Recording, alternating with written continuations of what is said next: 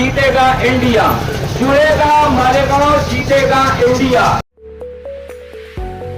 Fancy garment and kids mall, Ayesha Nagar police station के सामने, हजार खोली, मालेगांव।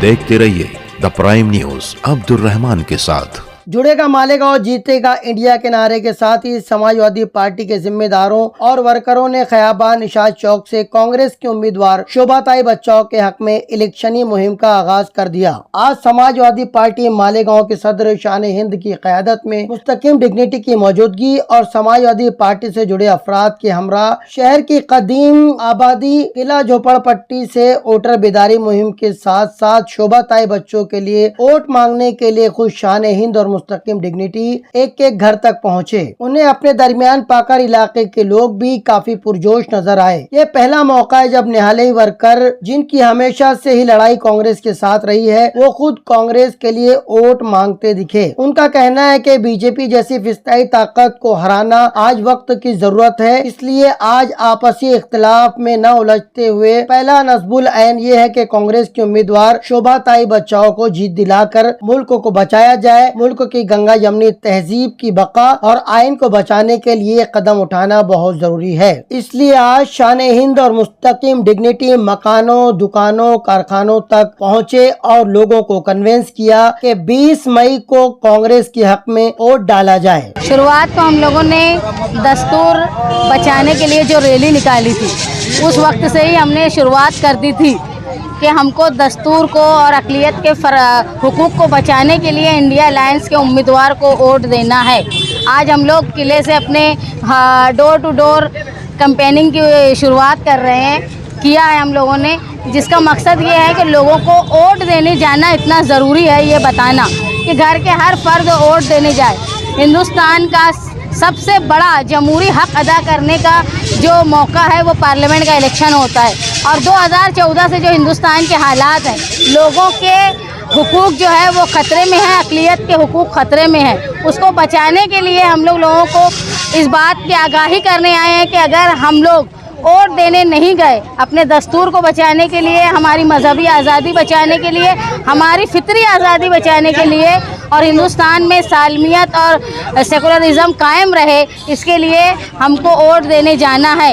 इसलिए मेरी अहलियान मालेगांव से और धूले मालेगांव कॉन्स्टिट्यूंसी से जितने लोग हैं, उनसे इस बात की अपील है कि जो 20 तारीख को 20 मई को इलेक्शन हो रहा है, उसमें इंडिया अलायंस की तायद करदा उम्मीदवार जो है उनके निशान है पंजा शोभा बच्चाओ।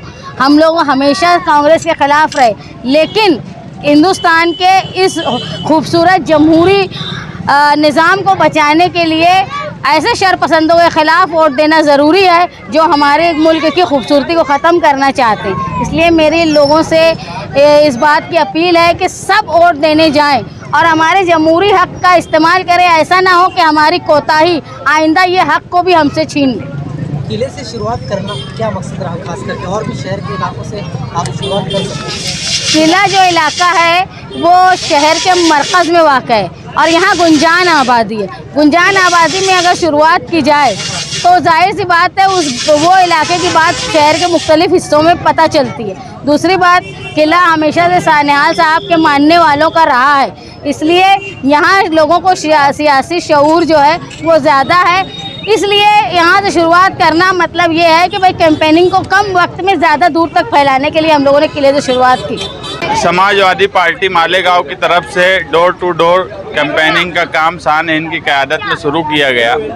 हम किला के इतराफ़ की बस्तियों में जब घूमना शुरू किए तो यहाँ पर निहाली लोग, जो निहाल साहब को मानने वाले लोग थे, कुछ पुराने बुजुर्ग लोग मिले जो बड़ा हैरत कर रहे थे कि हमारे पॉम्पलेट पर पंजा निशान कैसे है। एक दो लोग बोले कि अपनी तो पूरी ज़िंदगी यही में चली गई ऐसे लड़त।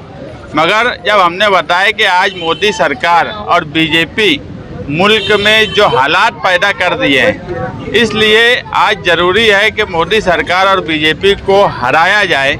इसलिए हमने हमारे अंदर जो कांग्रेस को लेकर मतभेद थे या उसके ताल्लुक से हमारी जो भी लड़ाई थी, उनको हमने अभी सर्द खाने में डाला और हम वोट मांग रहे हैं और इस बात को लेकर बड़े बुजुर्गों ने काफ़ी मुबारकबाद दी कि आज जो हालात है और मालेगांव शहर में सियासी माहौल, वोटर स्लिप से लेकर सियासी प्रचार और सियासी माहौल अगर कोई बना सकता है तो वो सिर्फ निहाली वर्कर बना सकते हैं। और यही वजह है कि जब संविधान सुरक्षा रैली निकली उसके बाद इस मुल्क के इस शहर में जलसे शुरू हुए और मुझे पूरी उम्मीद है कि आज डोर टू डोर कैंपेनिंग के बाद दूसरे लीडरान भी मालेगांव शहर के बाहर निकलेंगे, बीजेपी, आरएसएस और मोदी सरकार के खिलाफ कैंपेनिंग करेंगे, क्योंकि रास्ता हमेशा निहाली वर्कर ने इस शहर को बताया है और हमारा मकसद है कि वोटिंग का परसेंटेज बढ़े।